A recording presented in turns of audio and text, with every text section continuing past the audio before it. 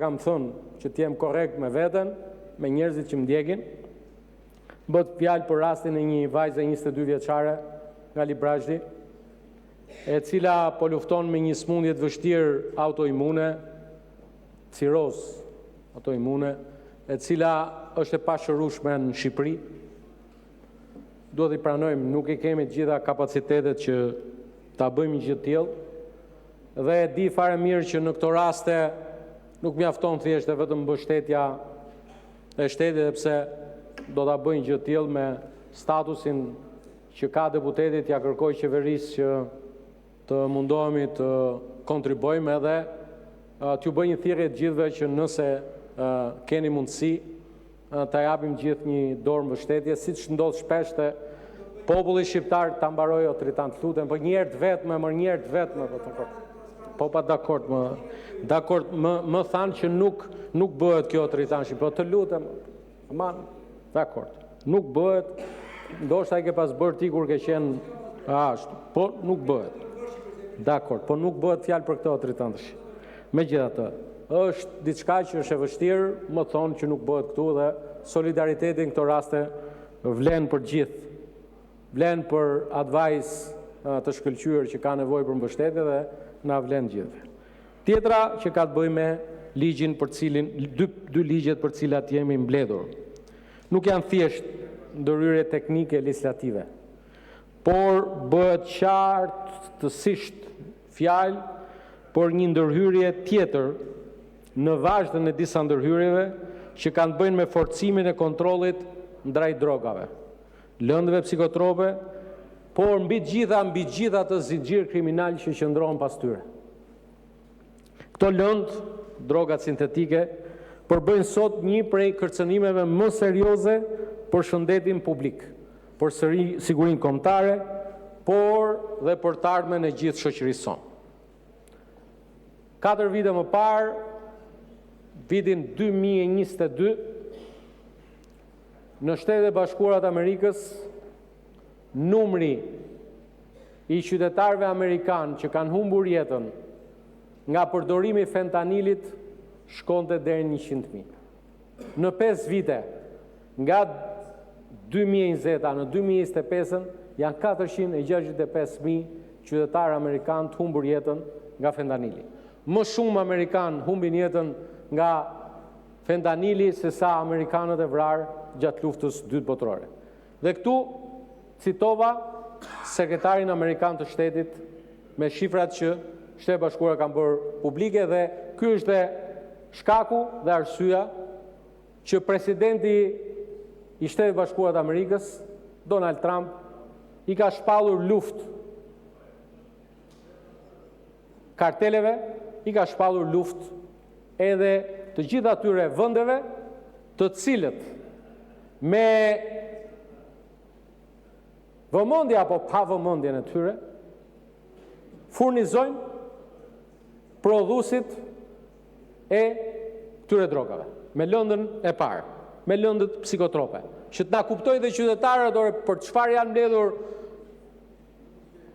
përfaqësuesit e popullit sot për diskutuar.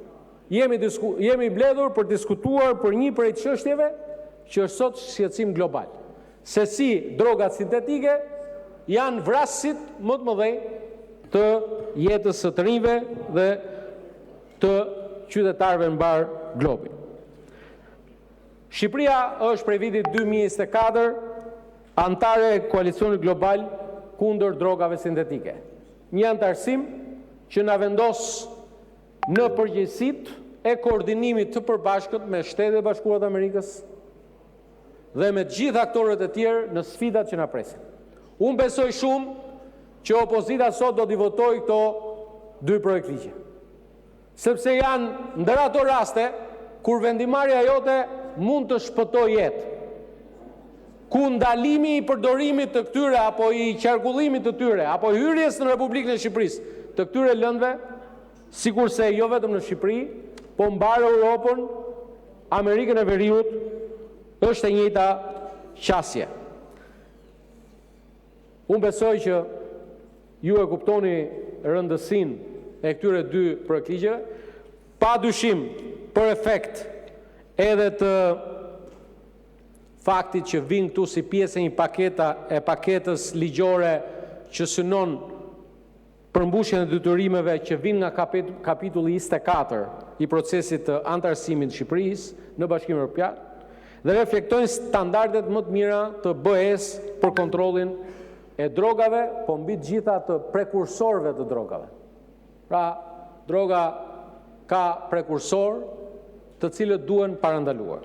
Zonja e zotrinj deputet, ndërsa flasim për drogat e dim fare mirë që ajo pjesë e shoqërisë që është më vulnerabil në këtë aspekt janë të rinjt, janë fëmijët.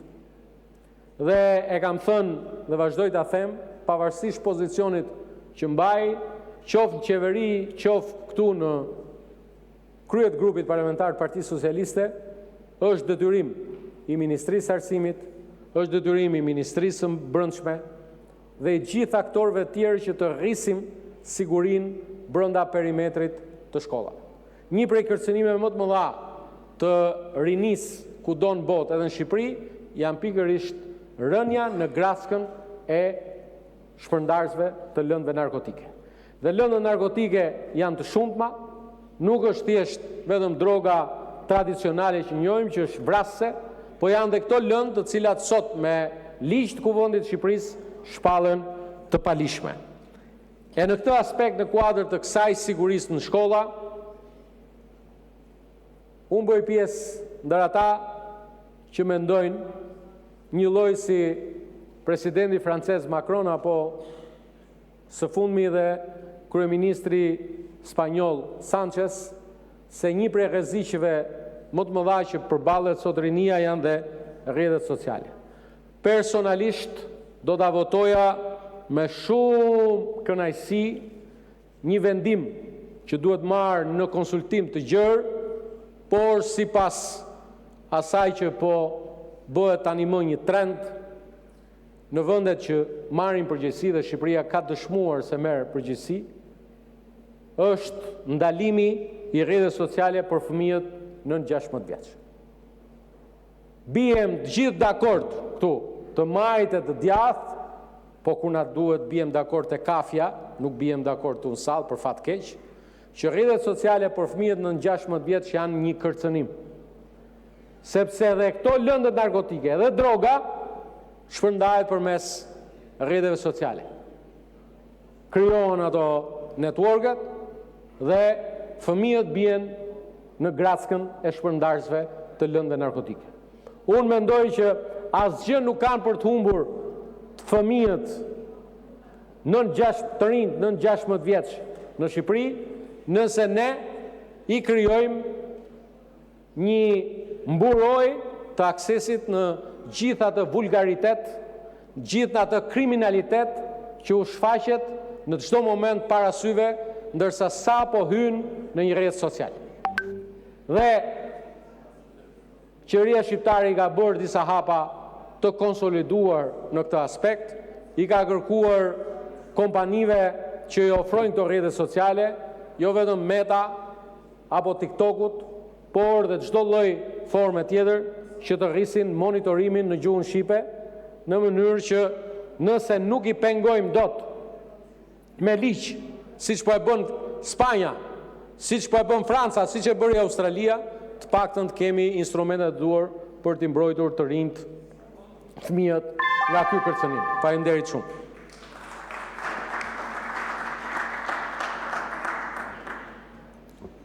Me këtë diskutim mbyllet ky projekt ligj. Tani në radhë janë 4 projekt ligje